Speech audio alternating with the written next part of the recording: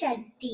என் அன்பு தங்கமே, நான் எப்போது என் கரம் கொண்டு உன்னை இழுத்து வந்தேனோ, மறுகணமே உனக்கு பிடித்த விஷயங்கள், நீ விரும்பிய வாழ்க்கை, நீ விரும்பினாலும் விரும்பாவிட்டாலும் நான் உனக்கு வழங்குவேன். அது எனது முக்கிய கடமை. இவைகளை பெறுவதற்கு கால தாமதம் ஆகலாம், ஆனால் அதற்காக நீ காத்திருக்க வேண்டும் என் தங்கமே. உன்னை வெறுக்கும் உன் துணையின் இல்லத்தில் இன்று ஒரு முக்கியமான விஷயம் நடந்து உள்ளது. அது என்னவென்று கேட்கின்றாயா? உன் துணையின் இல்லத்தில் உன்னை பற்றி மிகவும் உயர்வாக பேசினார்கள் அனைவரும். அவர்கள் உன் உள்ளத்தை புரிந்து கொள்ளும் வகையில் இனி நடந்து கொள்ள போகிறார்கள்.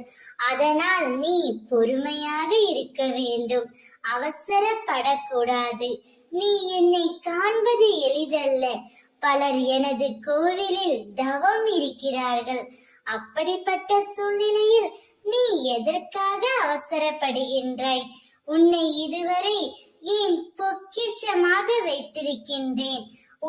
நீ விரும்பியபடி வாழ்க்கையை உனக்கு கொடுக்க போகின்றேன்.